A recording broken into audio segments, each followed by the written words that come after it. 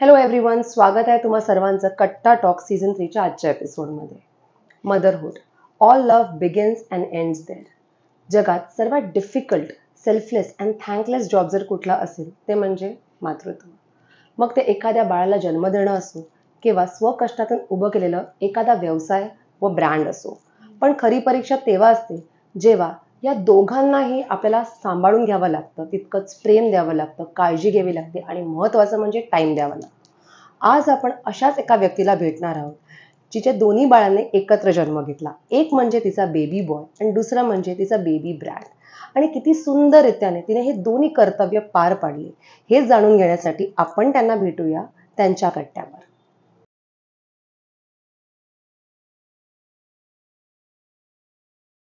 For her, every treatment unfolds a unique story of beauty.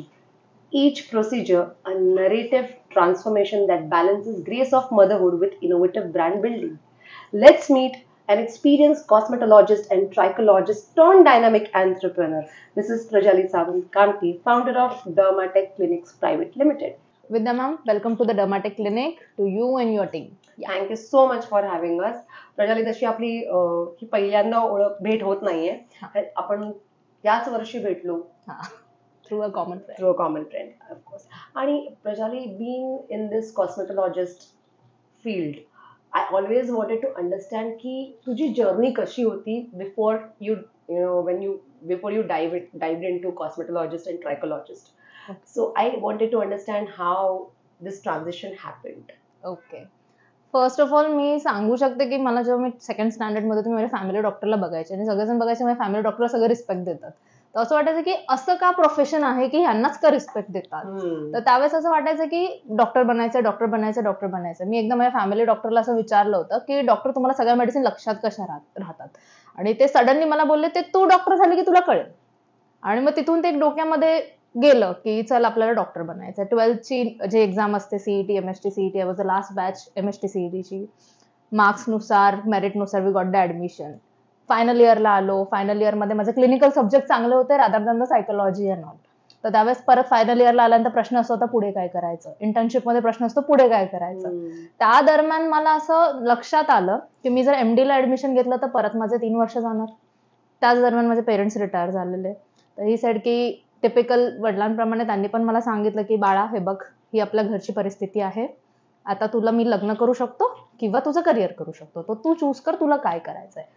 त्यावेळेस खूप जास्त विचार करून लक्षात आलं की आपण एका अशा फील्डमध्ये एंटर करूया की जी नवीन आहे. आणि मी कॉस्मेटोलॉजीमध्ये एंटर झाले की जिथे मला क्रिएटिव्ह जास्त करता येत होतं. प्रॅक्टिकल नॉलेज मला आवडत होतं, प्रॅक्टिकल गोष्टी करायला मला आवडत होत्या. आणि त्यावेळेस ही फील्ड कोणालाच माहित नव्हती. जेव्हा माझ्या पेरेंट्सला सांगितलं की मला कॉस्मेटोलॉजीमध्ये इंटरेस्ट आहे, पहिला प्रश्न असा होता, कॉस्मेटोलॉजी म्हणजे काय. तर त्यावेळेस खूप असे मिथ होते की हे सॅलॉनचा बिझनेस आहे का, हे पार्लर आहे का.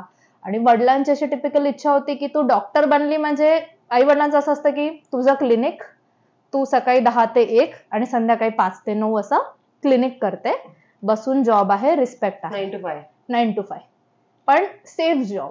आणि तुझं लग्न एका डॉक्टर मुलाशी होणार, तो पण हेच प्रॅक्टिस करतो, मग तुम्ही दोघं एकत्र यायचं, एकत्र जायचं, टिपिकल सेट फॅमिली असं.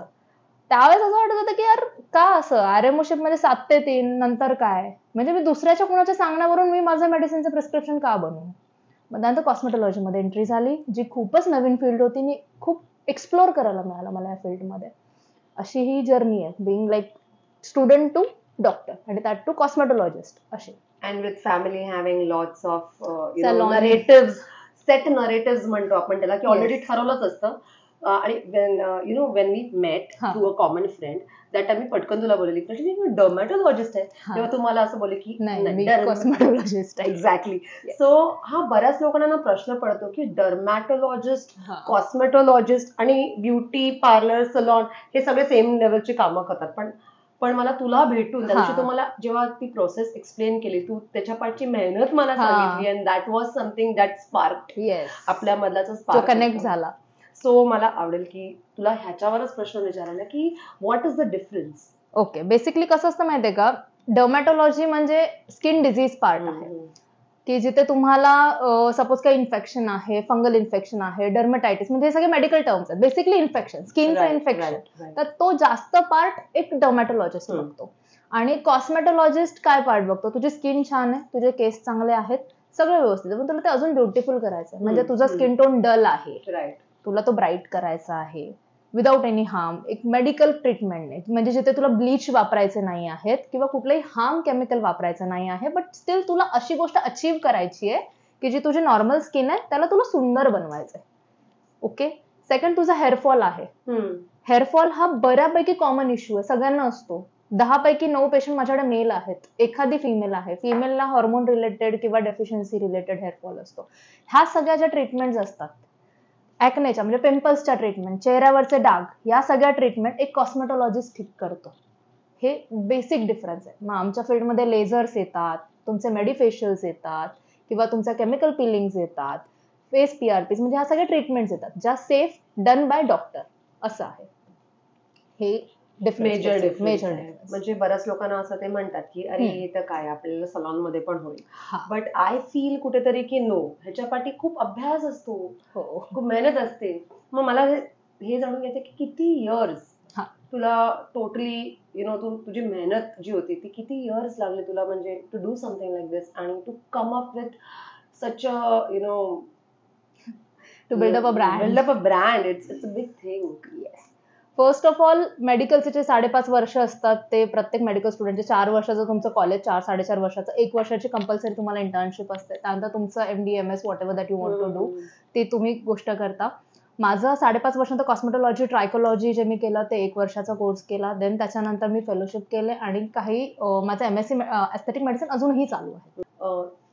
समजा एखाद्याला कॉस्मेटोलॉजी आणि ट्रायकोलॉजी मध्ये इंटरेस्ट असेल, ओके, तर तिथे काय स्टेप्स आहेत, म्हणजे what is the procedure? Okay. First of all, the person should be medical graduate, म्हणजे तो BMS, BHMS, MBBS, BDS यापैकी काही असू शकतो. त्याचं जेव्हा मेडिकल ग्रॅज्युएशन कम्प्लीट होतं तेव्हा क्लिनिकल कॉस्मेटोलॉजी अँड ट्रायकोलॉजी ह्याचे post graduation diploma degree courses available आहेत, तर ते तुम्ही घेऊ शकता. आणि त्याच्यानंतर तुम्हाला जर फेलोशिप करायचं, MSc एस्थेटिक मेडिसिन हा 2 वर्षाचा कोर्स आहे, काही युनिव्हर्सिटीज प्रोव्हाइड करतात, तर ते तुम्ही घेऊ शकता. In fact Dermatech clinics gives hands on practice to the doctor, registered medical प्रॅक्टिशनरला आपण देतो. And I would love to say that की आतापर्यंत आपले 4 ते 5 डॉक्टर्स इंडिव्हिज्युअली प्रॅक्टिस करत आहेत, जे आपल्याकडनं शिकून गेलेले आहेत आणि त्यांचे स्वतःचे क्लिनिक्स आहेत आज पण. प्रणाली, मला सांगा, कॉस्मेटोलॉजी आणि ट्रायकोलॉजी ह्या दोन्ही विषयांवर खूप प्रॅक्टिस लागते, right, before you can start your own thing. So ही प्रॅक्टिस तुम्ही कधीपासून शिकते? मेनली जसं माझं डिप्लोमा डिग्री कम्प्लीट झालं, मी काही क्लिनिक्समध्ये ॲज अ स्वतः असिस्टंट डॉक्टर म्हणा किंवा कन्सल्टंट म्हणून काम चालू केलं होतं. पण स्लोली स्टेडीली आपले पेशंट वाढायला लागलं, तर एक मुवमेंट असं वाटतं की यार आपण दुसऱ्या कुणासाठी काम करतोय किंवा आपलं टॅलेंट दुसरीकडे का वेस्ट जात आहे. मग जागा नव्हती. पहिलं चॅलेंज स्वतःचं जागा पाहिजे प्रॅक्टिस करायला. कॉस्मेटो ही लॅविश फील्ड आहे, तर त्यावेळेस स्टार्टिंगचे पेशंट म्हणजे मला आठवतंय, मी कॅनवावरती पहिलं व्हिजिटिंग कार्ड स्वतःचं बनवलं आणि ते फक्त माझ्या कॉन्टॅक्ट लिस्टमध्ये ड्रॉप केलं, सगळ्यांना व्हॉट्सअप केलं. त्यावेळेस 5-5च व्हॉट्सअप जात होते. आणि काही माझे फ्रेंड होते, कॉलेज फ्रेंड, असा म्हणजे टीनेजरमध्ये, ज्यांना हेअरफॉल इश्यू चालू झाला होता, तर त्यांनी पहिलं मला अप्रोच केला. मग ते माझ्या घरी यायचे. म्हणजे माझे फर्स्ट पेशंट म्हणजे माझा स्वतःचा फ्रेंड सर्कल, तो माझ्या घरी यायला लागला. तिथून बेसिक सुरुवात केली मी प्रॅक्टिसची, कन्सल्टिंग करणं किंवा त्यांना मेडिसिन्स चालू करणं, या गोष्टी चालू केल्या. By that time I got married to Anil, आणि अनिलचं प्रॅक्टिस अंधेरीमध्ये सेटल होती. सो तो एक माझ्यासाठी एक प्लस पॉईंट ठरला की he is already having his own clinic. तिथे मला प्रॅक्टिस करायला चान्स मिळाला. तिथे मग त्याचे काही पेशंट्स होते, because he is a family physician, तर त्याचे काही पेशंट्स होते की ज्यांचे मला डायरेक्ट अप्रोच मिळाले. त्याचे फ्रेंड्सनी मला काही पेशंट रेफर केले.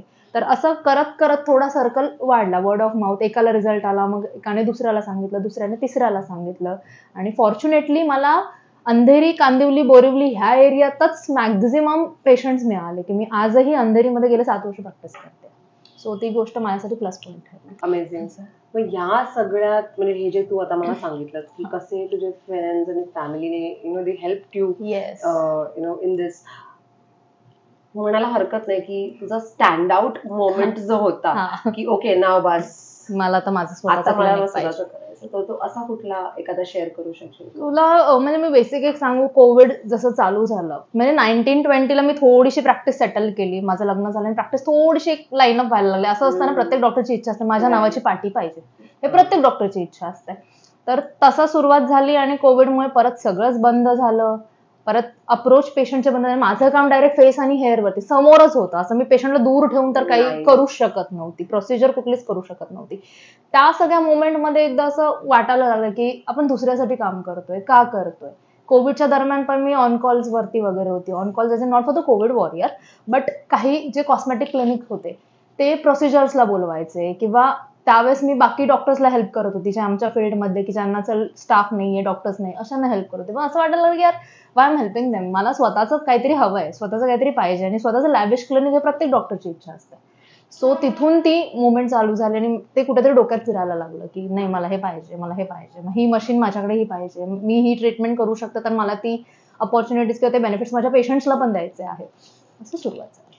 सो हे क्लिनिक, डर्मॅटिक क्लिनिक तू कधी एस्टॅब्लिश झालं? डर्मॅटिकचं खरं तर असं म्हणजे हे माझ्यासाठी स्वप्नासारखं आहे. कारण मला सगळे बोलायचे की तुला ना आता क्लिनिकचा तू विचार केला ना तर तू 6 महिने घेणार कमीत कमी बनवायला क्लिनिक, टू सेटअप. आणि असं वाटलं की 6 महिने म्हणजे खरंच इतका प्रॉब्लेम असतो का क्लिनिक बघायला. त्यावेळेस मला रेंट अग्रीमेंट काय असतं माहित नव्हतं, ब्रोकरेज काय असतं माहित नव्हतं. इट इज जस्ट लाईक हा मला क्लिनिक पाहिजे एवढंच. आणि बाय गॉड ग्रेस सगळ्या गोष्टी जुळून आल्या आणि 1.5 महिन्यात माझं क्लिनिक रेडी झालं. माय सिस्टर शी इज आर्किटेक्ट, तिने मला 12 दिवसात ही जागा इन्क्लुडिंग फर्निशिंग हँड ओव्हर केली. आणि ती माझ्यासाठी अशी वाव मुवमेंट होती. म्हणजे असं काल विचार केला क्लिनिक पाहिजे आणि असं होतं की आठवड्याभरात क्लिनिक झालं. म्हणजे एवढा फास्ट तो माझ्यासाठी. हा म्हणजे कुठेतरी देव मदत करतो बोलतो ना की तुम्ही इच्छा करा फक्त आणि त्या दिशेने तुम्ही प्रयत्न करा, त्या गोष्टी सगळ्या जुळून येतात. जागा मिळाली, पाहिजे तशी जागा मिळाली, बजेट तयार झाले, मला वेंडर्स चांगले मिळाले काम करायला आणि 10 ते 12 दिवसात जे अशक्य होतं की एवढ्या लवकर कुणाचंच इंटिरियरचं काम होत नाही ते माझं झालं आणि clinic ready.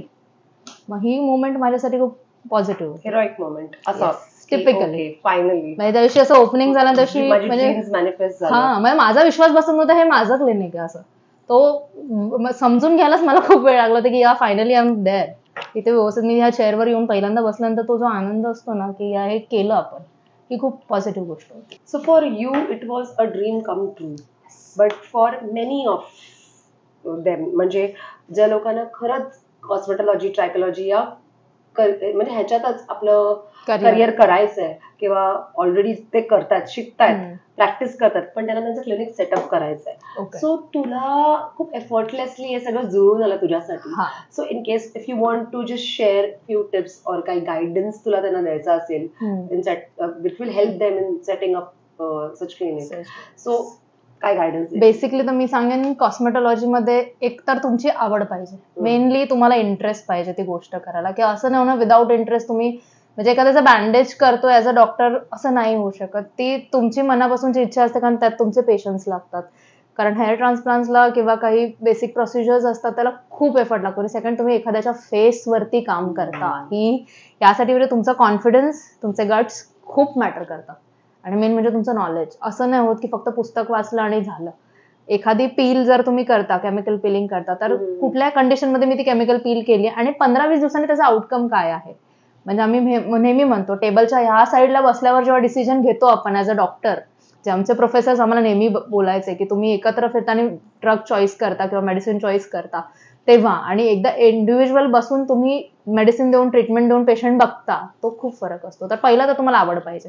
Second financial backup obviously required आहे, सपोर्ट सिस्टम रिक्वायर्ड आहे, गुड कम्युनिकेशन स्किल्स इम्पॉर्टंट आहेत. तुम्ही पेशंटला समजून घेणं गरजेचं आहे. कारण खूप सारे असे डॉक्टर्स आहेत ते पेशंटला 5 मिनिटं पण देत नाहीत. आणि कॉस्मेटिकमध्ये तुम्हाला समजून घेणं गरजेचं आहे पेशंटला की पेशंटची नीड काय. कारण बऱ्याचदा पेशंट हा स्वतःच्या लुक्सवरती अपसेट असतो. त्याला गुड फील करून देणं हे तुमचं काम आहे. कारण जगात कोणी माणूस परफेक्ट नाही आणि आपण ज्या ठिकाणी राहतो तिथे लुक्स या गोष्टीला घेऊन बऱ्याचदा लोक रिजेक्शन आणि डिप्रेशन या दोन्ही ठिकाणी फेस करतात. You have to pamper your patient, you have to understand him as a person, त्याची प्रॉब्लेम समजून घ्या आणि मग त्याच्यावरती सोल्युशन द्या. बऱ्याचदा तुम्ही त्याला स्पेशल फील करून दिलं ना की अरे ठीक आहे नॉर्मल आपण करू ना, ठीक काय प्रॉब्लेम आहे, तर ते करू शकतो. किंवा काही लोक ऑब्सेस्ड असतात फेअर कलरला घेऊन, मला काय पण करायचं पण मला फेअर व्हायचंय, मग त्यासाठी ते चुकीचे मार्ग अवलंबतात. काही केमिकल्स यूज करतात, नोईंगली अनोईंगली त्यांना माहित नसतं. टीनेजर्स, कुठल्या तरी मुलीने रिजेक्ट केलं म्हणून एखादा मुलगा अपसेट होऊन काही यूज करतो फेसवर, हेअरवर. तर ह्या काही गोष्टी चुकीच्या आहेत. त्या पेशंटला समजून घ्या, काउन्सिलिंग प्रॉपर करा. फायनान्शियल बॅकअप तर अनदर थिंग, क्लिनिक सेटअप करायला. आणि सपोर्ट तुम्हाला कुठूनही मिळतो. तुमचे फ्रेंड सर्कल मेन सपोर्ट आहे. एक चांगला मित्र आयुष्यात असणं, मैत्रीण आयुष्यात असणं खूप गरजेचं आहे. Right. With proper guidance can yes, help prevent lot of things. Obviously. So like you said की आता समजा एखादं पेशंट आलं, तुम्हाला व्हिजिट केलं, क्लिनिक मध्ये आलं, सो हा तुम्ही कसं त्यांना पूर्ण त्यांचं how do you actually what is the process actually I wanted to understand. Okay. Like what kind of problems घेऊन ते तुमच्याकडे येऊ शकतात. पहिला तर let's talk about that. Yes. Secondly, how do you start your treatment. Okay. म्हणजे तू त्यांना कसं, जसं तू म्हणालीस की it's very important to understand what's going on in their head, yes. because एकतर ते स्ट्रेस असतात about certain looks. look, about the looks किंवा about even hairs are very important. So एक फॅक्टर आहे ते, कॉन्फिडन्स आपलं तिथे शेक होऊ शकतं. सो अशा केसमध्ये how do you like start your treatment. त्याच्याआधी तुम्ही कसं, what is the procedure. Basically आपण कन्सल्टिंग पेशंटचं करतो. पेशंटला त्याचा कन्सर्न पॉईंट काय, हेअर, स्किन, लेझर काय, त्याला काय माहिती आहे. फर्स्ट ऑफ ऑल म्हणजे मला केमिकल पील करायची, पण त्याला केमिकल पील म्हणजे काय हे पहिलं माहित असणं गरजेचं आहे. सेकंड, त्याची मेडिकल हिस्ट्री, बीपी शुगर काय आहे का, ह्याच्यापूर्वी काही ट्रीटमेंट घेतलंय का. माझ्याकडे असे कितीतरी पेशंट येतात की ज्यांनी अननोइंगली स्टिरॉइड वापरतात वर्षानुवर्ष फेसवर. मैंने ये क्रीम लगाया, मेरे को बहुत अच्छा लगता है, मैं 3 साल से यही यूज कर रही हूँ. किसने दिया? डॉक्टर ने दिया था, या तो मेडिकल वाले ने दिया था, या तो सैलून ने दिया था. अच्छा, आपने वापस डॉक्टर को जाके बताया क्या मैं ये क्रीम अब तक यूज कर रहा हूँ 2 साल? नहीं. इससे तो ठीक लग रहा है, तो वापस डॉक्टर के पास क्यों जाने का. असे पण प्रश्न मला पेशंट, नाही मला ठीक वाटतंय ना, मग मी परत का जाऊ डॉक्टरच्याकडे. पण बाबा ते स्टिरॉइड आहे, त्याचा तुला स्लोली डोस बंद करायचा, किंवा तू किती वापरला पाहिजे हे पण फरक पडतो. त्यामुळे आम्ही पहिला मेडिकल हिस्ट्री समजून घेतो की ह्याला काही प्रॉब्लेम आहे का. आता कितीतरी हेअर ट्रान्सप्लांटच्या केसेस मी स्वतः अवॉइड केल्या. जर पेशंटला शुगर आहे तर मी नाही घेत ती केस. भलेही मला तिथे म्हटले की तू चॅलेंजेस घेत नाही, पण मला जर माहिती आहे की हे कॉम्प्लिकेशन क्रिएट करणार आहे तर मी नाही घेत. माझ्या पॅनलवर प्लास्टिक सर्जन आहे, मॅक्झिलोफेशियल आहे, सगळे प्रॉपर टीम आहे. But still I don't want to take a chance in that case. त्याला मी काउन्सिल करतो, त्याला मी दुसऱ्या ट्रीटमेंट सजेस्ट करतो, किंवा तू PRP वगैरे पण बाकी ट्रीटमेंट्स घेऊ शकतो जर तू ट्रान्सप्लांटला परफेक्ट कॅन्डिडेट नाही आहेस तर. तुझं डोनर एरिया वीक आहे, तुला रिझल्ट नाही येणार आहे हे आम्हाला माहित असतं. जर तिथे माहित आहे आणि तरी पण मी त्याला त्या ट्रीटमेंटमध्ये नाही ढकलत, मग त्याला अल्टरनेटिव्ह देतो आपण. प्रॉपर काय आहे त्याच्या मनात, हेअर ट्रान्सप्लांट म्हणजे काय हे समजून घेतो, त्याच्या मनात PRP म्हणजे काय हे समजून घेतो, डॅन्ड्रफ म्हणजे काय हे समजून घेतो, या काही गोष्टी समजून घेतो. ही बाजूला कोणी बघत नाही झाली की कॉस्मेटॉलॉजिस्ट किंवा trichologist, people they always think that now बापरे कॉस्मेटॉलॉजिस्ट किती एक्सपेन्सिव्ह असेल, येस ह्याचे रिझल्ट येतील की नाही, मग जाऊन नाही ना, मग मी सलॉन मध्येच काय ते बघून घेते. आणि अशामुळे ना बऱ्याच वेळेला खूप केसेस शूट होतात आणि एवढ्या वर्स्ट कंडिशनला जातात ना की त्याच्यानंतर त्यातून त्यांना बाहेर काढणं मुश्किल होऊन जातं. It is not just a physical damage, it's a mental damage, आणि ट्रॉमाटाइज्ड होतात, त्याच्यामुळे ते साथ पण नाही देत.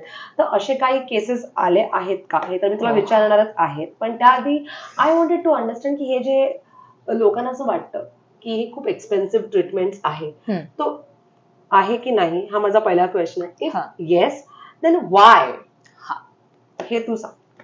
Basically me cosmetic as a expensive नाही म्हणणार, इट इज लक्झरी. ओके, प्रत्येकाला आपली नीड माहिती आहे. आता ज्या मुलाचं किंवा मुलीचं बिकॉज ऑफ लुक, कारण आपण जेव्हा पण प्रत्येकाला हाय हॅलो करतो, वेन वी शेक हँड, आपण चेहरा बघतो. ठीक आहे, घरातून निघताना आपण 2 गोष्टी बघतो, मोबाईल आणि आरसा. मोबाईल गरज आहे, आरसा आपली गरज आहे, कारण आपण कसे दिसतो हे बाहेरच्याला जास्त मॅटर करतं, आपली पर्सनॅलिटी काय मॅटर करते ते. एक्सपेन्सिव्ह म्हणण्यापेक्षा मी म्हणेन की हे तुमच्या लाईफस्टाईलचा एक अविभाज्य भाग आहे. ज्याला छान राहायला आवडतं त्या व्यक्तीसाठी कॉस्मेटिक ही अफोर्डेबल फील्ड आहे. Okay, treatment point of view जर विचार करायला गेलो तर कॉस्मेटिक ट्रीटमेंट ही 2000 रुपीज पासून 2 लाख, 2.5 लाख, 20 लाख पर्यंत जाऊ शकते. तुम्ही काय वापरताय, कुठली ट्रीटमेंट वापरताय, तुम्ही कोणाकडून ट्रीटमेंट करून घेता आहे हे खूप मॅटर करतं. आता कॉस्मेटिकमध्ये तुम्हाला केमिकल पील ही 1500 रुपयाला पण मिळते, आणि तीच केमिकल पील तुम्हाला 500 ला पण मिळते, पण त्याच्यामध्ये ब्रँड्स वेगवेगळे आहेत. आता ह्याचं एक्झाम्पल मी तुला देईन की मी रोडवरून घेतलेला एखादा टॉप आणि मी जारामधून घेतलेला टॉप, ह्याचा स्टायलिंगमध्ये, फॅब्रिकमध्ये जितका फरक असतो, कम्फर्टमध्ये जितका फरक असतो, तेवढाच केमिकल पीलमध्ये असतो. कारण इथे ऍसिडमध्ये पाणी मिक्स केलं जातं आणि इथे प्रॉपर प्रिपरेशन करून, मेडिकली टेस्टेड करून तुम्हाला प्रॉपर प्रोडक्ट मिळतं की ज्याची ऍक्शन ही कंट्रोलेबल आहे. वेअर ॲज मी ऍसिडमध्ये पाणी घालून जी केमिकल पील वापरते ती चुकीची आहे. तर असे ह्याच्यावर तुमचं प्राइसिंग मॅटर करतात. म्हणजे माझं रॉ मटेरियल काय आहे त्याच्यावर तुमची प्राइसिंग डिपेंड करते. जर आपण पेशंटला सेफ साईड प्रोव्हाइड करतो, सगळे स्टँडर्ड मेडिसिन प्रोव्हाइड करतो आहोत किंवा आपण सगळे इन्स्ट्रुमेंट न्यू वापरतो, ऑटोक्लेव्ह करून वापरतो आहोत, तर ऑब्व्हियसली प्राइसिंग हाय होते. कारण आपण पेशंटच्या कम्फर्टचा ॲज वेल एज त्याच्या हेल्थचा विचार करतो. असं आहे. आणि ऑल्सो त्यांनी तुझ्यापर्यंत पोहोचण्याआधी जो डॅमेज केलाय त्याची रिकव्हरी पण ती पण महत्वाची आहे. प्रत्येकाला असं वाटतं की मला फेस वॉश वेगळा दिला, सनस्क्रीन वेगळा दिला, मॉइश्चरायझर वेगळा दिला, नाईट लोशन वेगळं दिलं, पण एकाची ऍक्शन दुसऱ्यावर डिपेंड करते. मी जर फेस वॉश तुम्हाला ब्राईटनिंगसाठी वापरते तर त्याच्यामध्ये थोडेफार का होईना लाईटनिंग एजंट जे असतात ते तुमची स्किन ड्राय करतात. तर ड्रायनेस सुधारायला मला मॉइश्चरायझर द्यायला लागतं, सनस्क्रीन मॅन्डेटरी आहे, नाईट लोशन का तर तुमची स्किन रिपेअर करायला यूज होतं. तर ह्या 4-5 गोष्टी मॅटर करतात. तुमची लाईफस्टाईल, स्ट्रेस लेवल, काय खाता, काय पिता, ह्या सगळ्या गोष्टी तुमच्या स्किनवर रिफ्लेक्ट होतात. हे एवढं सुधारा तुमची स्किन चांगली राहते. त्याच्यासाठी दुसरं काही करायची गरज लागत नाही. हे बेसिक मला प्रत्येक पेशंटला गाईडलाईन आहे. Coming back to our main मुद्दा असा की असे कुठले चॅलेंजिंग पेशंट्स आले आहेत का? माझ्याकडे एक पेशंट आला होता, by profession he is a mechanic, आणि त्याने एक डाग आला होता चेहऱ्यावर म्हणून मोमेटाझोन म्हणून एक क्रीम आहे, त्याला कोणी दिली होती मलाही आठवत नाही. मी त्याला एवढं डिटेलमध्ये जेव्हा विचारलं होतं किसने दिया, नहीं मेरे को नहीं पता, मेरे दोस्त ने यूज किया था. तो कौन से दोस्त ने नाही सांगितलं त्याने शेवटपर्यंत. त्याचा अख्खा चेहरा डॅमेज झाला. If you want I can share the pictures also. पूर्ण त्याचा फेस एवढा ब्लॅक झाला होता की त्याने तो बॉडी बिल्डिंग करायचा, तो घरातून बाहेर निघणं बंद केलं त्याने, जस्ट बिकॉज ऑफ दॅट. त्याची वाईफ माझ्याकडे त्याला घेऊन आली. वेअरॅज त्याने सांगितलं की बाबा मी financially am very weak. So अशा पण काही केसेस असतात की जिथे तुम्हाला प्रॉफिट बाजूला ठेवून त्या व्यक्तीचं एक कॉन्फिडन्स लेवल बघायला लागतं किंवा त्या व्यक्तीला ॲज अ पर्सन म्हणून ट्रीट करावं लागतं. बिलीव्ह मी, त्या पेशंटकडनं मी जे माझे कमर्शियल जेवढे काही होते, मी फक्त जेवढा कन्झ्युमेबलचा खर्च आहे तेवढाच घेतला. 2 सिटिंग मी त्याला ॲज अ जेवढं माझा कन्झ्युमेबल खर्च होता तेवढाच करून घेतला. 3ऱ्या सिटिंगला तुम्हाला 2 पेशंट घेऊन आला. मग तो फरक एक माझ्यामध्ये खूप जास्त झाला. आणि त्याला माझ्या क्लिनिकचा मी एक USP बनवला की कुठलाही स्टेरॉइड नाही, हार्मफुल ट्रीटमेंट नाही, जिथे माहिती आहे इथे डॅमेज होणार ती ट्रीटमेंट करायचीच नाही. Just be true to your. Yes. मग तिथे पेशंटला सांगते ह्याच्या पुढचा रिझल्ट मी तुला नाही देऊ शकत किंवा ह्याच्या पुढचं जे रिक्वायर्ड आहे स्टिरॉइड्स ते मी नाही देऊ शकत, कारण मला असं नकोय की माझ्यामुळे त्याचं काही डॅमेज झालं. आणि पेशंट कुठे चुकतो हे मला लगेच कळतं. 6-7 वर्षाचा एक्सपिरियन्स झाला, त्याने काय यूज केलं आणि काय नाही वापरलं हे मी स्किन बघून सांगू शकते. पेशंटलाही माझ्या माहिती आहे की डॉक्टरला कळतं काय चुकलो हे लगेच कळतं. सो ते पण व्यवस्थित सांगतात मला की 15 दिवस पैकी मी फक्त 5 दिवस गोळ्या घेतल्या, 10 दिवस घेतले नाही, मग पुढच्या महिन्यामध्ये मी प्रॉपर करेन हे सांगून येतात. अमेझिंग. खूप इम्पॉर्टंट आहे या गोष्टी पण, बिकॉज सेल्फ अनालिसिस करणं पण तेवढं, आपण कुठे चुकतोय की आपण काय कन्झ्युम करतो, जर आपण तेवढ्याच क्लॅरिटीने आपल्या डॉक्टर सोबत शेअर केलं तर that will help you only. So एक तू खूप अमेझिंग मला आता हा जो अनुभव आहे ना ह्याच्यामधून शिकण्यासारखं बरंच काही आहे. फॉर दोज पीपल ज्यांना असं वाटतं की cosmetology is very expensive treatment, cosmetology फक्त हाईप केलेलं आहे, असं नाही आहे. कारण एनीवन कॅन अफोर्ड इट. कसं आहे माहितीये का, तुम्हाला बेसिकली पर्सनॅलिटी ही तुमची नीड आहे सध्या. कारण ज्या मुलांचे म्हणजे आता माझ्याकडे काही पेशंट आहेत हेअरफॉलमुळे किंवा बॉल्डनेसमुळे लग्न नाही होत, ते ऑलरेडी डिप्रेशन मध्ये असतात. आणि हे असं ओव्हर एक्सपेन्सिव्ह नाही आहे. ऍटलीस्ट जर माणूस स्वतःसाठी जगतोय, खातोय, पितोय तर एवढं तर स्वतःवरती एक्सपेन्स नक्कीच करू शकतो फॉर देअर ओन वेलबिंग. त्यांच्या स्वतःच्या चांगल्या होण्यासाठी ते काहीतरी करू शकतात, पर्सनॅलिटीसाठी नक्कीच काहीतरी करू शकतात. डेफिनेटली. मला सांग, जेव्हा असे काही चॅलेंजेस येतात, how do you manage such patients? Because असे काही पण पेशंट्स असतात ज्यांना कन्व्हिन्स करायला खूप एफर्ट्स लागतात, बिकॉज ते एका सर्टन माइंडसेट मधून त्यांना काढून मग असं काही won't believe Vidya super ma'am, challenging आलं का एका पेशंटला 5 तास कन्सल्टिंग केलं होतं Are you एका serious? जागेवर बसून for people health charge transplant. bomb for 1 hour And it was free consultation consultation. It was free consultation. Is I it? charged 5 hours. माझे दोन्ही असिस्टंट डॉक्टर उठून निघून on गेले. camera you're telling this yes. म्हणजे that day मला माझे juniors पण बोलले की हॅट्स ऑफ युअर पेशन्स. आणि मी तेवढंच पॅशनेटली त्याच्या प्रत्येक क्वेश्चनचा आन्सर आहे. तो गुगल करत होता प्रत्येक प्रश्न. is it येस, तो फोन घेऊन आणि डायरी घेऊन आला होता माझ्याकडे की मला हे हे हे हे प्रश्न सॉल्व्ह करून द्या. एवढे सगळं 5 तास मी कन्सल्टिंग केलं. आणि त्यानंतर 2 महिन्याने त्याने माझ्याकडे सर्जरी केली जस्ट बिकॉज मी इकलौती डॉक्टर होती त्याने त्याचे सगळे क्वेरी सॉल्व्ह केले. असे पण हा, चमत्कारिक येस. patients. पण तो बोलला पण येऊन मला की तुम्ही माझे सगळे क्वेरी सॉल्व्ह केले. आणि ते मला जास्त पॉझिटिव्ह वाटलं कारण मला कोणी आतापर्यंत समजूनच घेतलं नव्हतं की मला ह्या क्वेरी असू शकतात. कारण असं नाहीये ना, पेशंट घाबरतात सर्जरीला, त्यांच्यासाठी ही मोठी गोष्ट होऊन जाते किंवा त्यांच्यासाठी ट्रीटमेंट पण ही मोठी गोष्ट, इंजेक्शन देणं ही मोठी गोष्ट वाटते त्यांना पण. आणि कॉस्मेटिक म्हणजे असं वाटतं की बाबा काय देणार आणि काय नाही, ते आर्टिफिशियलच असतं. गुगल काही सांगतं ते सगळं आर्टिफिशियल आहे, त्याचे साईड इफेक्ट, म्हणजे चांगली गोष्ट दाखवण्यापेक्षा वाईट गोष्ट पहिली दाखवतात. असं आहे. यु नो वॉट, मला तुझ्याशी आता मी जेवढं कॉन्व्हर्सेशन केलं आणि the way you handle your patient with utmost grace, utmost बोलतो ना एक प्रेमाने त्यांची काळजी घेतेस, त्यांना नर्चर करतेस. 5 hours consultation is a big thing. एवढा टाइम आपल्या पेशंट सोबत स्पेंड करणं, त्यांच्या मनातल्या क्वेरीजना आन्सर करणं, कुठेतरी त्यांचा माइंडसेट समजून घेणं, हे फक्त यु नो मला असं वाटतं passionate, of course she is passionate, but कुठेतरी ना ह्याला motherhood is also equally responsible. So I have been just understanding your behavior pattern because जेवढं मला माहिती तुझ्याबद्दल की when you started this Dermatech, yes, that टाइमला 2 बाळांना जन्म दिलीस, राईट? हे खरं आहे. हा, हे खरं आहे. आणि किती ग्रेसफुली तू ते हँडल केलंयस. हाव? वेल, खूप एकदम तुम्ही हार्ट टचिंग क्वेश्चन विचारलात. जेव्हा डर्माटेक स्टार्ट केलं होतं म्हणजे त्या स्वप्नासाठी आपण एक सगळे माझं बँक बॅलन्स आतापर्यंत जेवढं काही इन्कम जे काही सांभाळलं होतं, कमावलं होतं, मी ह्या प्रोजेक्टमध्ये इन्व्हेस्ट केलं होतं. आणि within 10 days I come to know I am pregnant. त्यावेळेस माझ्या अकाउंटमध्ये I still remember there was only 5,000 rupees.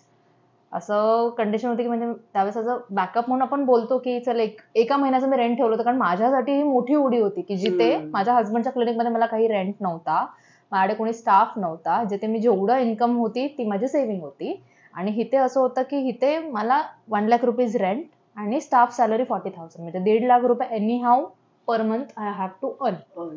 आणि 10 दिवसात कळतं की दॅट आय एम प्रेग्नंट. आणि क्वेश्चन असा होता की ज्या गोष्टीसाठी प्रत्येक आई वडील वाट बघतात, की जे आपल्या लाईफमध्ये एक हॅपीनेस आहे, आणि ते या वाटेवर आला. दोन्हीपैकी एकही कॉम्प्रोमाइज करू शकत नाही कारण मी डर्माटेकला मुलाप्रमाणे प्रेम करते. आणि जेव्हा बनत होतं तेव्हाच may be my son Medhansh, त्याचंही एक डेव्हलपमेंट चालू होती. आणि मला वर्टिगोचा खूप त्रास आहे, भयंकर त्रास आहे. आणि मला एकदा माझ्या गायनेकडे माझा हस्बंड पण बोलला होता की तू प्रेग्नंट झाल्यानंतर तू बेडवरून उठू शकत नाहीस कारण तुला एवढा वर्टिगो आत्ता होता तर तू प्रेग्नन्सीमध्ये काय करणार. टच वूड, मला अख्ख्या प्रेग्नन्सीभर काहीच त्रास झाला नाही.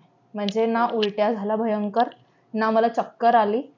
मी माझ्या शेवटच्या दिवसापर्यंत म्हणजे माझं वॉटर ब्रोक क्लिनिकमध्ये झालं होतं आणि स्टील इट वॉज पेनलेस. मला असं जाणवतही काही नव्हतं. I called my gynaec.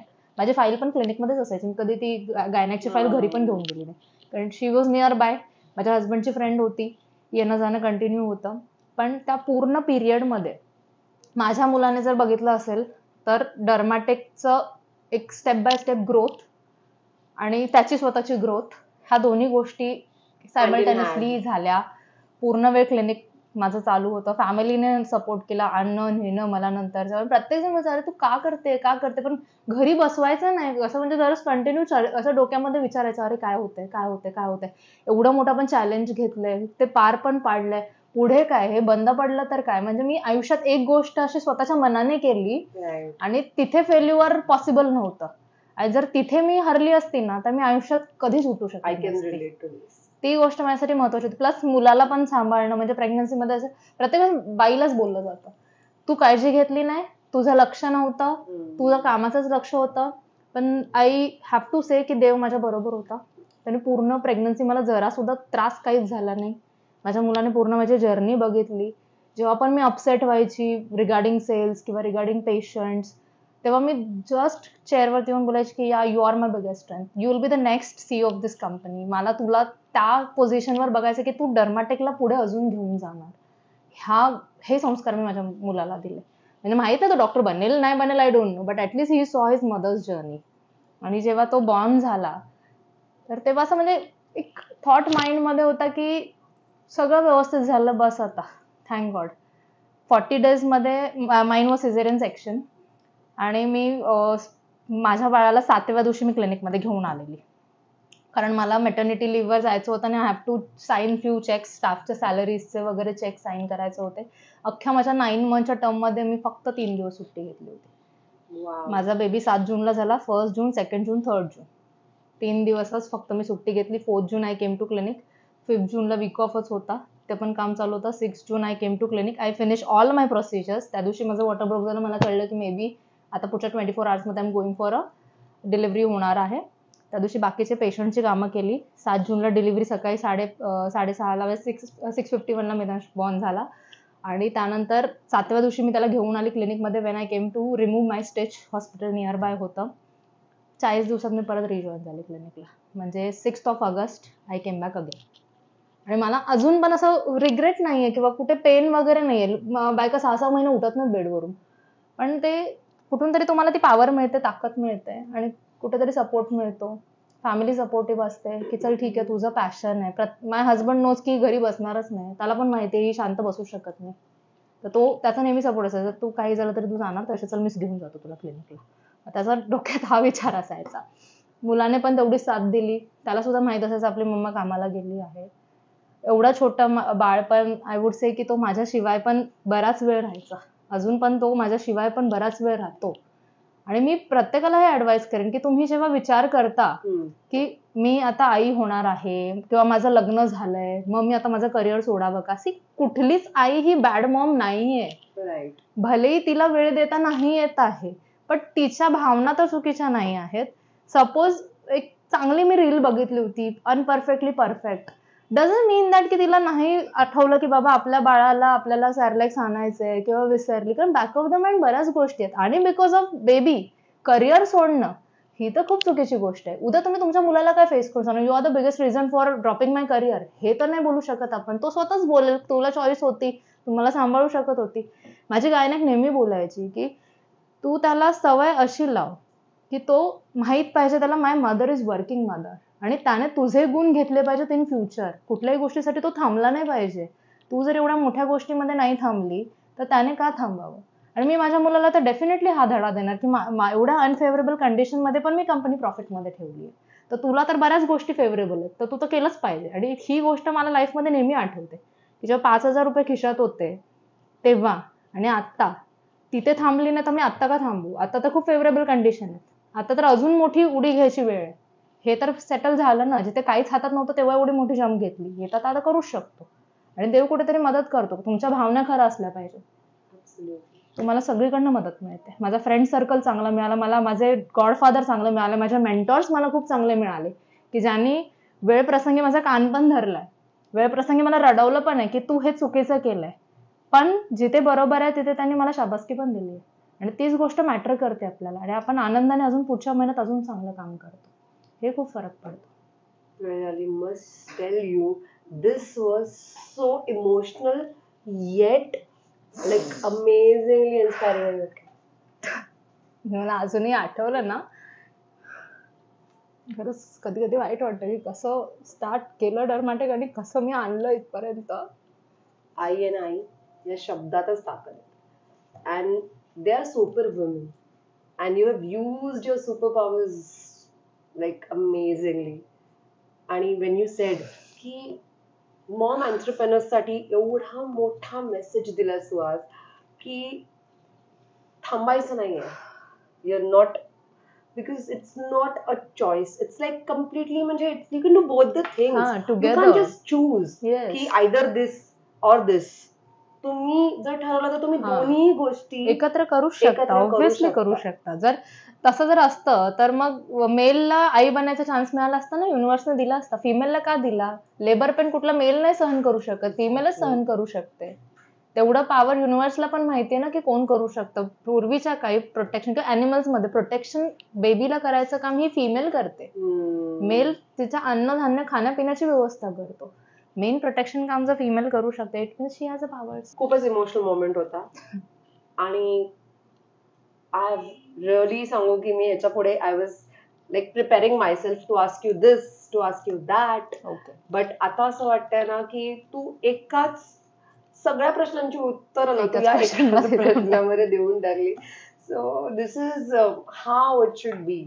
Like you have used like बोलतो ना आपण सगळे तुझी स्ट्रेंथ आणि तुझे कोर व्हॅल्यूज सगळं तू युज करून सगळं पणाला लावलंस आणि यू जस्ट हो.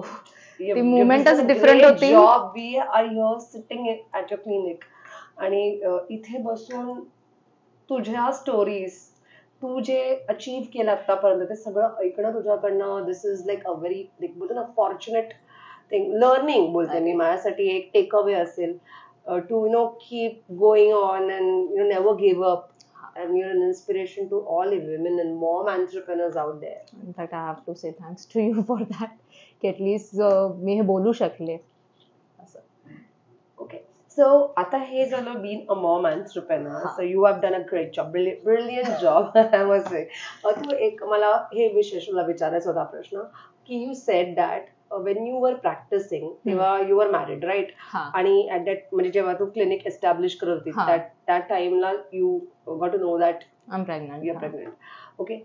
How your family has supported you या जर्नी मध्ये and especially your husband ज्याने त्यांच्या क्लिनिक मध्ये तुला स्टार्टिंगला practice. Exactly. So being not म्हणजे एक बघा ना एक डॉक्टर फ्रेटर्निटी आहे त्यांची सुद्धा आणि अंधेरीमध्ये तिकडेच आहे राईट त्यांचं फ्रंट क्लिनिक. मग त्याच पण ऑफकोर्स डिफरंट तुमचं हे आहे एंटिटीज वेगळ्या आहेत. So how he has been supporting you throughout. First लग्नाच्या आधी जेव्हा मी भेटलो होतो त्याला स्वतःला माहित नव्हतं व्हॉट डू मीन बाय कॉस्मेटॉलॉजिस्ट. म्हणजे त्याने पहिला प्रश्न मला विचारला, तू नक्की काय प्रॅक्टिस करते मला ते सांग. म्हणजे डॉक्टर दॅट आय नो, पण प्रॅक्टिस काय करते. तर मला त्याला एक्सप्लेन करावं लागलं होतं की मी नक्की काय प्रॅक्टिस करते. त्याच्यासाठी पण ही फील्ड खूप न्यू होती. त्याने त्याच्या फील्डमध्ये त्याचे जे रुटीन पेशंट असायचे त्यांना इंट्रोड्यूस करून देणं. आणि कसं असतं माहिती का, हजबंडचा पेशंट म्हणजे तो पेशंटला विश्वास असतो की इनकी वाईफ आहे. म्हणजे आणि माझं काम डबल व्हायचं, अरे नाही हजबंडचा पेशंट आहे म्हणजे मला 100% द्यायला लागेल. प्लस तिथून पण माझे पेशंट तुला प्रॉपर करायचंय रिस्पॉन्सिबिलिटी. त्यात न्यू प्रॅक्टिस चालू झालेली. पण ते स्टार्टिंगला जो एक पुश देणं म्हणतो किंवा आम्ही दोघं जेव्हा डिस्कस करायचो की ही केस आली माझ्याकडे मग मी हे मेडिसिन दिले, बऱ्याचदा असं व्हायचं की क्वेरीज मला कधी कधी सॉल्व्ह नाही व्हायचे because he is 5.5 year like elder to me आणि तो मला सिनियर होता. म्हणजे मी जेव्हा फर्स्ट इयरला होती तेव्हा तो फायनल इयरला पास आउट झालेला ऑलमोस्ट. तर सिनियरिटी वाईज त्याच्याकडनं मी बऱ्याच गोष्टी शिकले. म्हणजे लाईक काही ट्रीटमेंट्स कशा कराव्यात, कुठे पेशंट. आणि आधी स्टार्टिंगला असं फ्रस्ट्रेशन यायचं की अरे मला रिझल्ट का नाही येते पेशंटमध्ये, का नाही येते. तर त्यावेळेस तो मला नेहमी सांगायचा की कसं असतं माहितीये का, 10 पैकी तू 8 पेशंट तू ठीक करू शकतेस, 2 पेशंटमध्ये कुठेतरी चूक होते, दॅट इज ओके. तू ते रेक्टिफाय करायचा प्रयत्न कर की तू कुठे चुकली आहेस. तू परफेक्ट करायला जातेस पण 100 टाइम ही गोष्ट परफेक्ट नसते. मग त्याने मला ते रेक्टिफिकेशन काय असतं ट्रीटमेंटमध्ये हे शिकवलं की तू चुकीचं केलं नाही म्हणत, त्याला जर हे औषध लागू नाही पडत तर तू दुसऱ्या अँगलने विचार कर, तिसऱ्या अँगलने विचार कर. आणि घरात जेव्हा दोघं डॉक्टर असतो तेव्हा जर माझा ऑप्शन ए असेल तर त्याचा बी असतो, पण आपण ए माइंडने असतो तर बीचा आपण कधी विचारच करत नाही.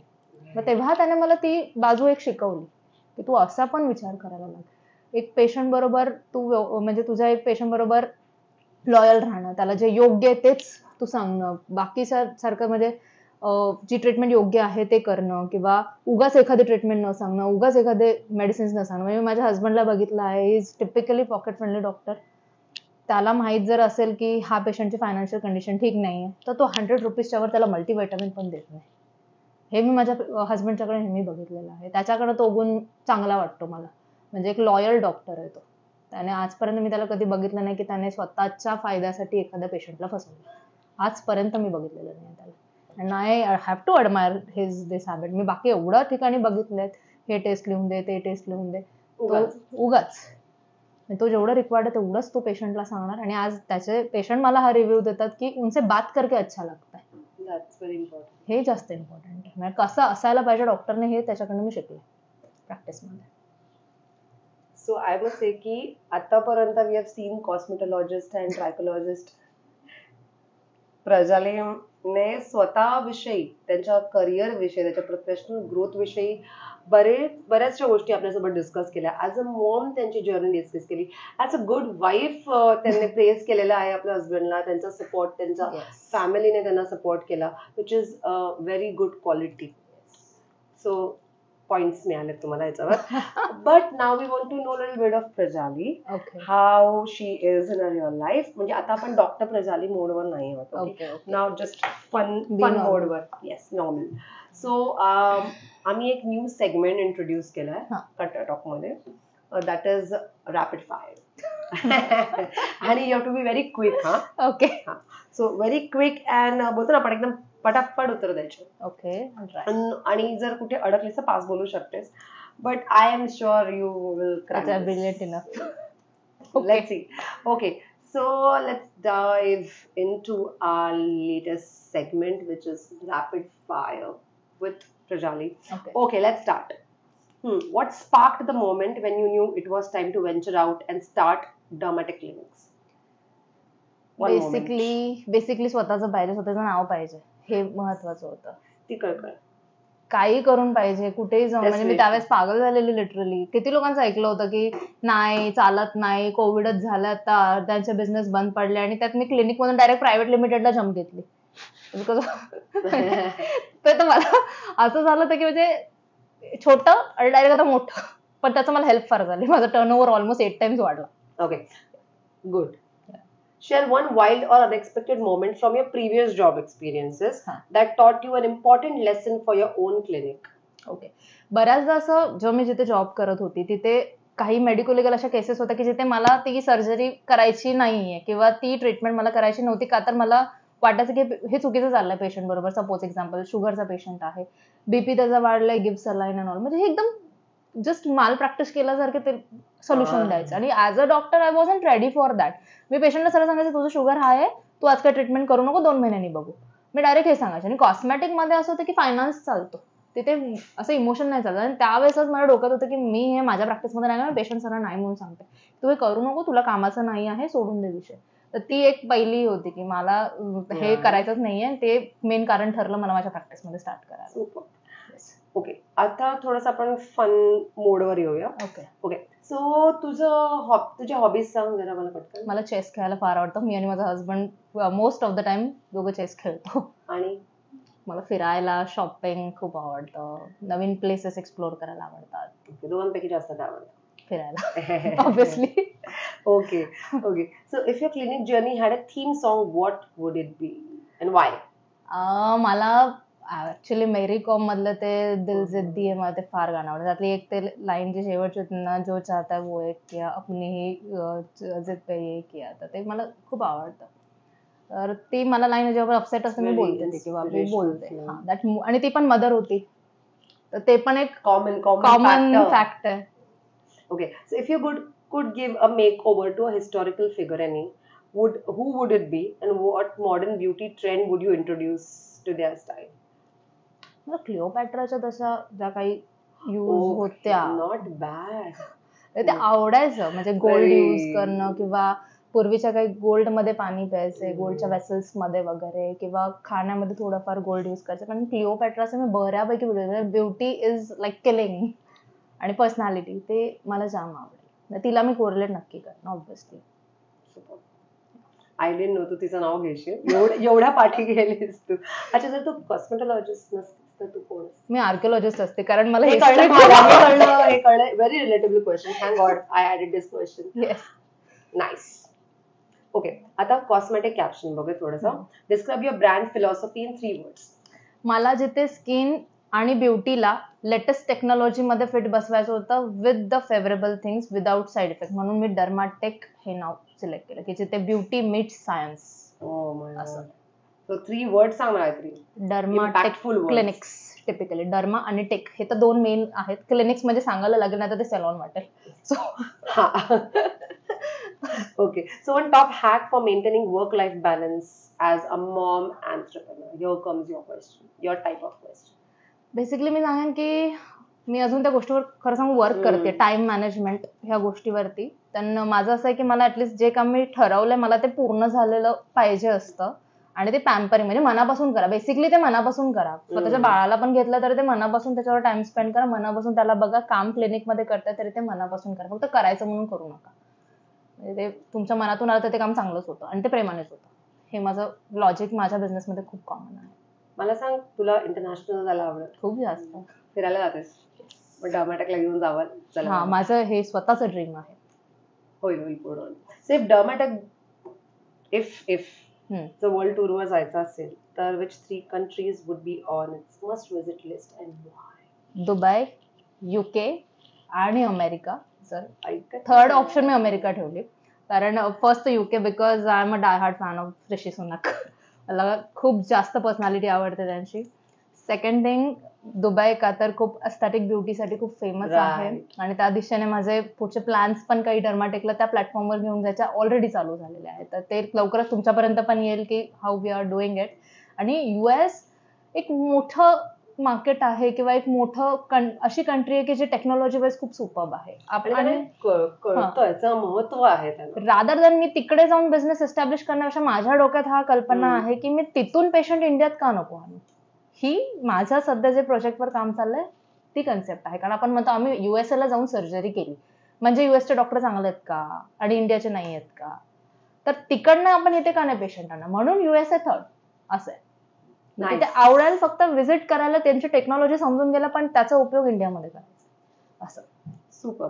मला सांग, any secret recipe for keeping your cool during hectic business moments and chaotic mom duties? मी एकटीच कॉफीला जाते. ते बरं आहे खरं. म्हणजे आयदर शॉपिंग किंवा कॉफी. शांत बसते आणि cheese cake is my most favourite. So coffee and cheese cake is my cheat म्हणजे असं काही यू नेव्हर डाएट खूप लिमिटेड. बट जेव्हा ऍक्च्युअली असं असतं की फ्रीज ऑफ झालेले असते काही गोष्टींवरून तर त्याशी आयदर मी एकटीच फिरते कारण मला तो माझा मी टाइम आवडतो एन्जॉय करायला. आणि किंवा coffee, good music and cheese cake. That's it. Lovely. आता माझा लास्ट क्वेश्चन. या. Share something unique or interesting about yourself that no one knows. Surprise me. Surprise us rather. अच्छा. पण कोणाला माहिती नाही ना. मग see what you are about to reveal now.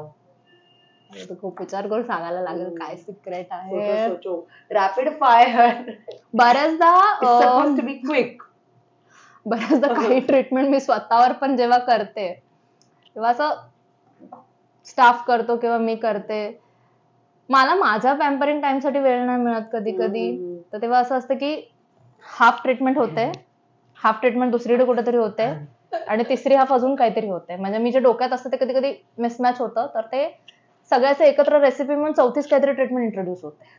आणि तू करते फक्त माझ्यावर ट्राय करून झालंय हे आतापर्यंत.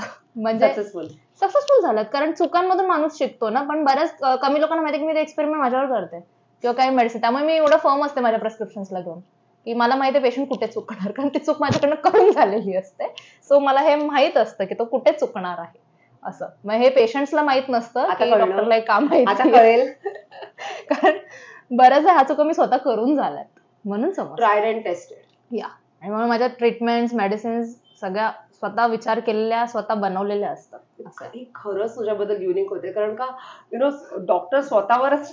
हे फार कमी लोकांना माहिती आहे. ट्रायल आणि एरर बेसिस स्वतःवरच सॅम्पल ठेवून स्वतःवरच एक्सपेरिमेंट करणारा पहिलाच ऐकलंय मी. अमेझिंग. आणि बिकॉज स्किन हा असा विषय आहे ना की it you have to be very careful. Very very careful. आणि रिस्पॉन्सिबिलिटी जास्त असते आणि कॉन्फिडन्स येतो मेन. जर तू स्वतःवर एखादी गोष्ट केली, सपोज आता एक्झाम्पल तू जर स्वतःसाठी स्वतः एखादी गोष्ट स्क्रिप्ट लिहिली तर तुला माहिती आहे तू हे काय लिहिलंस आणि का लिहिलंस. तू नेक्स्ट त्याच्यापेक्षा अजून बेटर करू शकतेस आणि तुला कळतं इथे काय चूक होऊ शकते. तर मला पहिल्यांदा मी सहज म्हणून स्वतःवरती ट्रीटमेंट नवीन इंट्रोड्यूस करायच्या याच्याने केलं आणि त्यामुळे माझ्याकडचे जेवढे मेडिफेशियल्स आहेत ते सगळे युनिक आहेत. तुम्हाला बाहेर कुठेच नाही मिळणार बिकॉज ते सगळे एक ना एक्सपेरिमेंट नंतर एडिसनला पण 1000 बल्ब युज करायला लागले एक लाईट लावायला तर ते कोरिलेट होऊ शकतं असं आहे. Amazing amazing. कसं होतं रॅपिड फायर? आवडलं मला. ते तर खूप वेळ घेत दिलास, बट इट वॉज फन ना. मजा आली. मला वाटतं तुझे कलर्स बिलर्स विचारणार, favourite colour. Not at all. हे रॅपिड फायर क्वेश्चन वर खूप मेहनत करतो. ऑब्व्हियसली. नाही पण चांगलं होतं, कोरिलेटिव्ह. Yes, I enjoy. आणि मला पहिल्यांदा कोणतरी असे प्रश्न विचारले की तुला कुठल्या कंट्री, म्हणजे हे माइंड मध्ये असतं पण कारण का. दॅट्स वाय आय सेड ना की रॅपिड फायर हे इंट्रोड्यूस करायच्या मागे एक आमचा अजेंडा असा होता की याच्यामध्ये ना तुमची एक प्लेफुल आणि अनसीन साइड पण समोर येते, जी जनरली तुला ना फॉर्मल क्वेश्चन नाही इंटरव्ह्यू पॅटर्न मध्ये नाही समजत. ऋषी सुनक माझं फेवरेट आहे हे कोणालाच माहित आता नव्हतं. कळलं. सगळ्यांना सगळ्या गोष्टी कळलेल्या आहेत, तिच्या सिक्रेट रेसिपीज कळलेल्या आहेत, तिचे युनिक स्टाईल जे ते इम्प्लिमेंट करते, स्वतःवर एक्सपेरिमेंट करा आणि मग ते दॅट इज असं ऍज अ डॉक्टर एखाद्याला क्वेश्चन मार्क वाटेल बाबा हिचं काय ट्रीटमेंट एक्सपेरिमेंटल की काय, असं नाहीये. आणि आता तुम्हाला पुढे म्हणजे विचारायची पण गरज नाही पडणार की आता नेक्स्ट कुठे चाललंय Dermatech clinic. So they know already know की या कंट्रीज मध्ये आता ते we are planning obviously and it will be successful definitely with all your support. Thank you so much. I hope you enjoyed this. Sure, मजा आली in fact खूप. So कसं वाटलं तुला रॅपिड फायर सेशन? मला रॅपिड फायर आवडलं actually, rather than something different. हे एकदम युनिक होतं. Thank you so much for sharing very your precious moments आणि तुमची लाईफ जर्नी आमच्यासोबत शेअर केल्याबद्दल. Thank you Vidya madam, your entire team, bits and bites पूर्ण. Small token of love from us. Thank you so much for you. Also, there is there are a lot of moments which I would want to take away with me. तर आजच्या episode मध्ये एक गोष्ट मला नक्कीच कळली आहे, व्यापता न येणारे अस्तित्व आणि मापता न येणारे प्रेम म्हणजेच मातृत्व. याच नोटवर आपण आजचा एपिसोड इथेच संपवूया आणि पुन्हा भेटूया पुढच्या कट्ट्यावर. कट्टा टॉक सीझन 3 दिलखुलास गप्पांची मैफिल नव्या रूपात नव्या ढंगात.